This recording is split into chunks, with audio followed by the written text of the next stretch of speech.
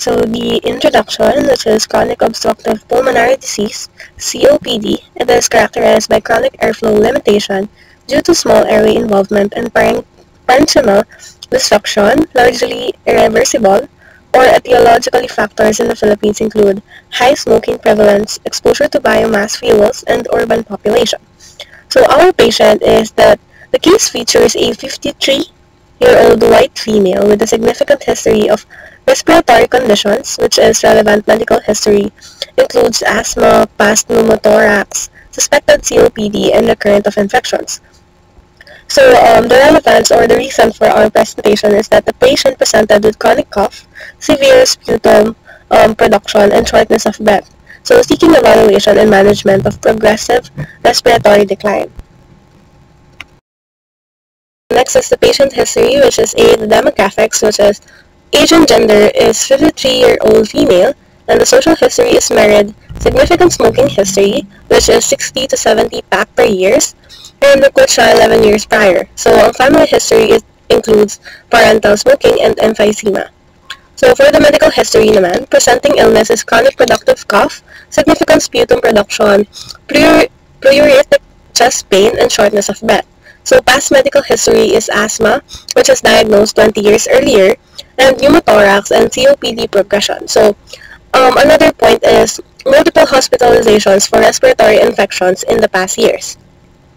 So for his medication history, for the current medications, which is Combivent and Vanciril inhalers, so 3 times daily, and albuterol nebulizer as needed, Percocet for pain, supplemental oxygen, which is 2.5 liter per minute nocturnally.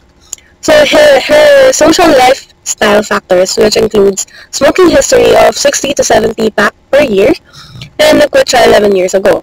And the alcohol use is not mentioned. Diet exercise is limited activity due to illness. Patient's chief complaint and presenting symptoms is the patient sought care for chronic productive cough with purulent sputum of 1 to 1.5 coughs daily and pleuritic chest pain and debilitating shortness of breath, not limited daily activity. So, ang onset and duration is the symptoms have been worsening over months with a history of recurrent infections. Our objective data, the vital signs is not included in the case study. Next is the laboratory results, which is the pulmonary function test that shows FEV1 26% predicted, residual volume is 218% predicted, and the total lung capacity is 133% predicted, and the diffusion capacity is 57% predicted. But the chest X-ray shows that bronchial markings consistent with chronic bronchitis and bronchiectasis is presented in the chest X-ray test. Now, for the physical examination findings, audible bilateral breath sounds with expiratory wheezing at long bases, so no rales. Poorly detected in the right nostril, no sinusitis. So for the assessment part, the final diagnosis of the doctors for the patient is the advanced COPD with chronic bronchitis and bronchiectasis. For chronic bronchitis, of course, it is a type of COPD that typically presents with chronic productive cough, malaise, and symptoms of excessive coughing such as chest or abdominal pain. And with bronchiectasis, it is an abnormal widening of the bronchi or the branches itself, which causes a risk of infection. And for drug therapy problems, the only one that is identified is that there is a need for additional drug therapy because of the fact that mucus hypersecretion isn't affected by the drugs that the patient is taking. That is why the chronic mucus hypersecretion, in this case, it was inadequately addressed until the introduction of the pharmacological intervention of the hospital using high frequency chest wall oscillation therapy. And another one that needs additional drug therapy is the recurrent respiratory infection of the patient itself. However, in the study, it was not emphasized, but it should have a prophylactic therapy or preventive measure to prevent the infection. So now moving on with the pharmacotherapy, with the current medications, these are the ones listed in the case study. However, the dose route of administration wasn't stated. The frequency is stated. And however, the indication is also not stated. So, oxycodone plus acetaminophen is with the brand name of Percocet is being taken by the patient for management of her pain for moderate and or severe pain, which is taken every 6 hours or as needed. For Combivent, which is the combination of ipratropium bromide and salbutamol, it is used 2 puffs every 3 times a day. So it is indicated for the management of the bronchospasm associated with the obstructive airway disease in the patient, which requires more than a single bronchodilator. And on the other hand, we have the Vanciril, which is a corticosteroid, beclometasone, which is used by the patient 3 puffs 3 times a day. And it is used for the maintenance of the asthma, relieve symptoms of seasonal or perennial allergic and non-allergic rhinitis, and to also prevent recurrence of nasal polyps, and also to relieve inflammation. And we also have albuterol nebulizer, which is also a short-acting beta agonist, which is given as needed or taken as needed by the patient, and it is used for acute and chronic bronchospasm and also as prophylaxis of exercise-induced bronchospasm. And then we have the oxygen supplement or oxygen therapy, which is in the dose of 2.5 liters per minute in administered in an oxygen cannula or face mask, and it is given 12 hours every night or nocturnally, and it is used for getting enough oxygen and to stay well for the patient. And then we can see here for the medication reconciliation, we have the duplication monitoring requirement and patient-specific recommendations. For the duplication, it is notable that albuterol nebulizer and the Combivent, which has the salbutamol, is the same because it is both SABA or short-acting beta agonist. Although they are the same, however, since they are used in different frequencies, it is permitted or it is allowed, especially in acute exacerbation scenarios. But however, based on gold guidelines for COPD, long-acting beta agonists are still or would still be much preferred for chronic COPD rather than SABA. So that would be a recommendation later on. And for the monitoring requirement, we have here the oxygen therapy with Percocet or the interaction of oxygen therapy with Percocet because the patient or the healthcare professionals would need to watch for signs of respiratory depression or hypoventilation because opioids like oxycodone in Percocet natin can depress respiratory drive, which is particularly risky in COPD patients that is reliant on oxygen therapy. And then we have patient-specific recommendation in which albuterol nebulizer overuse education for the patient would be needed to be ensured so that the patient would limit overuse. And also we have here the opioid-related respiratory depression and dependence to watch out for, and also infection risks for the patient. And then going on to the pharmacological interventions, the recommended adjustments on the current medication of the patient is to continue still the treatment regimen.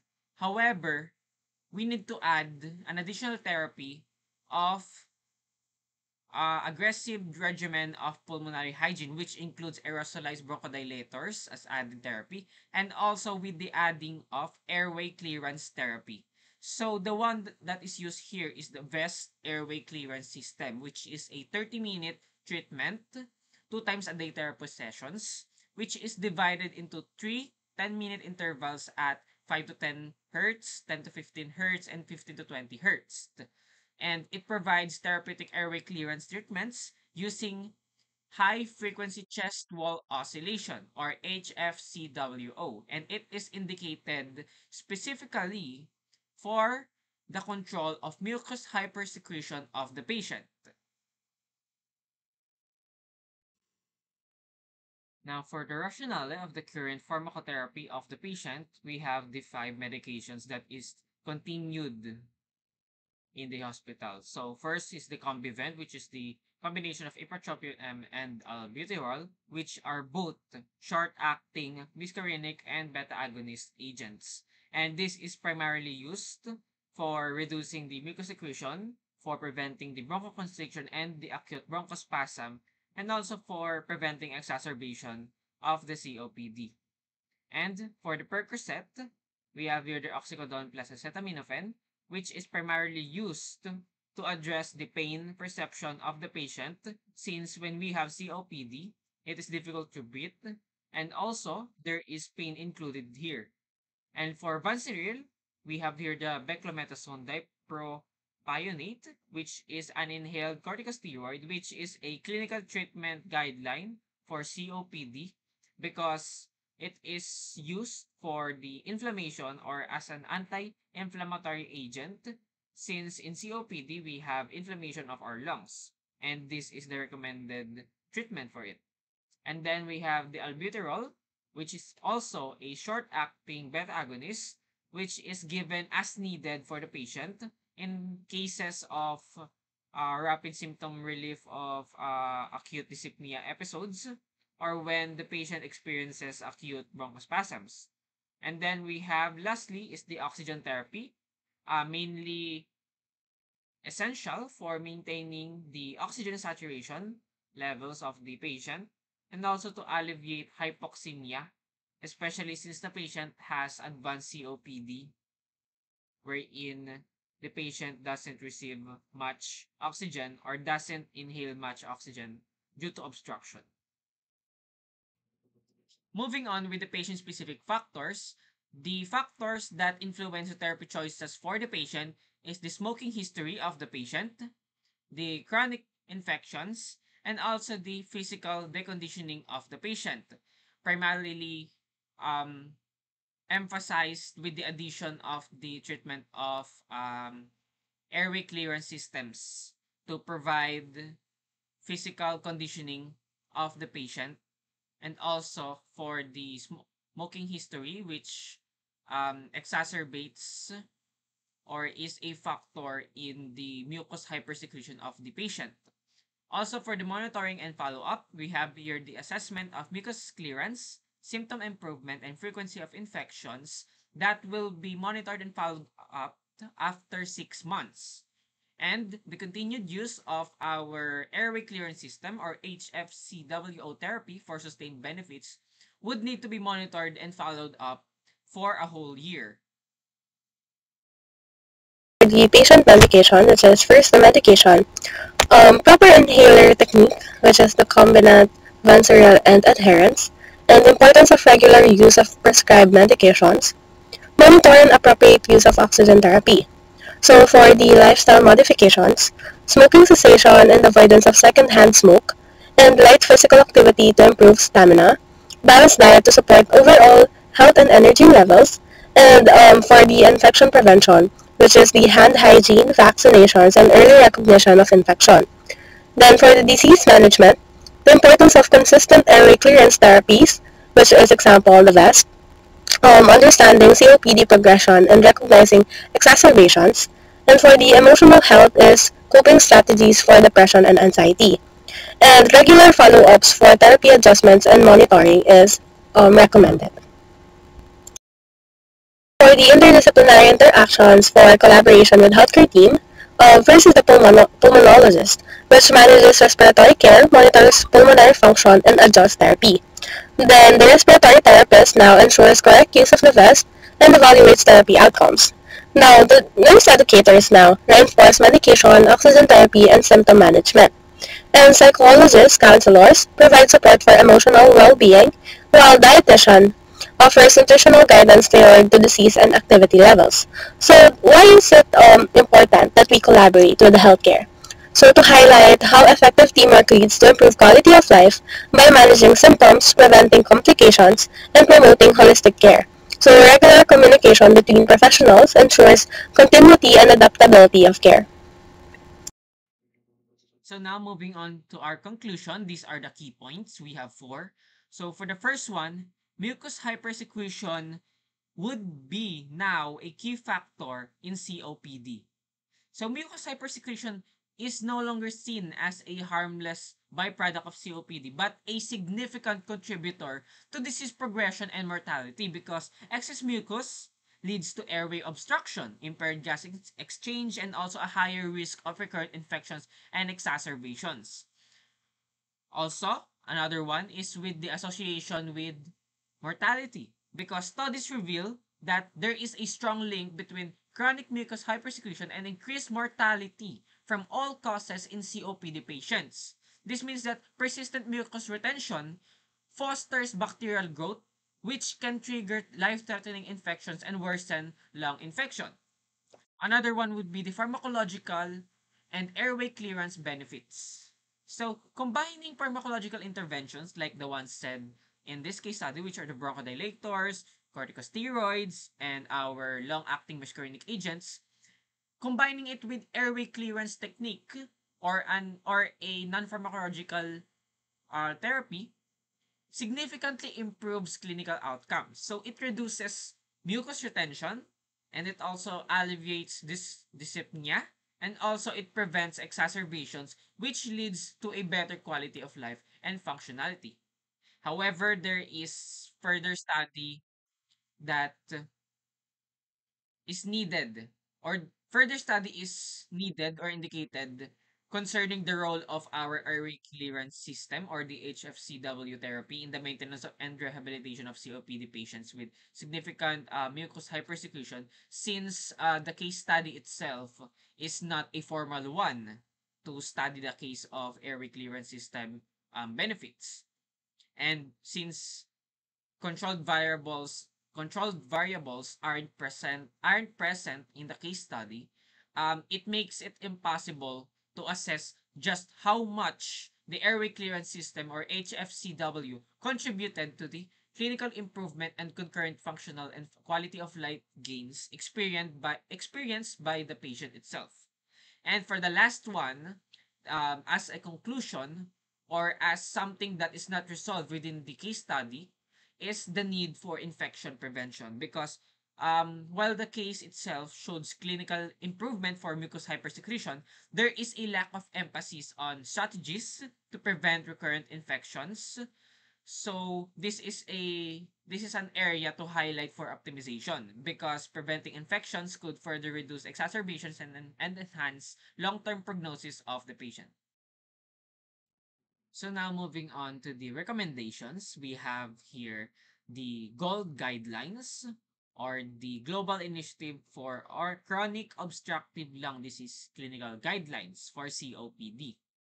And as per the GOLD guidelines, it is stated here that while the current regimen of the patient in this case study addresses acute symptoms and inflammation, using the Combivent or a SABA plus LAMA combination, there is still a need to transition from this therapy to a LABA plus LAMA combination since it is the one that is really recommended for chronic management of COPD because LAMA-LABA combination provides superior maintenance therapy, it reduces exacerbations, and it improves adherence compared to SABA-LAMA use because SABA-LAMA use or the Combivent in the current medication of the patient in this case study, it uses the drug Combivent 3 times a day. However, for a combination of LABA-LAMA, the patient would not have to use 3 times a day and instead he or she can use it once a day because it is a long-acting beta agonist or beta 2 agonist. And with that, the recommended treatment would be to transition from Combivent to a LABA-LAMA combination drug, which is, in example, we have the Symbicort brand name, which is a combination of budesonide and formoterol. Budesonide is the long-acting muscarinic agent, and the formoterol is the long-acting beta-2 agonist. On the other hand, we have here on the second image is the need for prophylactic therapy for recurrent respiratory infections. Because as you can see here, when we say there is an exacerbation on the COPD of the patient, we may use, or the GOLD guidelines indicate that the patient may use azithromycin or a macrolide antibiotic for the benefit of having a prophylactic therapy, since it is recommended since the patient also has a recurrent respiratory infection, and this will aim to prevent recurrent respiratory infections which can lead to exacerbations and worsen the disease. Because the use of continuous and intermittent prophylactic antibiotics such as the one stated here, the azithromycin or a macrolide antibiotic, clinically has a significant benefit in reducing exacerbations in COPD patients. On the additionally, all studies, or there are studies that say that continuous and intermittent use of antibiotics like macrolides have a notable benefit that applies only to macrolide antibiotics only, based on the study of Herat et al. On 2018. So, along with this, and along with the fact that the patient uses inhaled corticosteroid, which has an immunosuppressant effect, which may lead the patient to recurrent respiratory infections, this is a great thing, or this is a great recommendation to have on the treatment or the addition of the azithromycin macrolide antibiotic to the treatment regimen of the patient itself.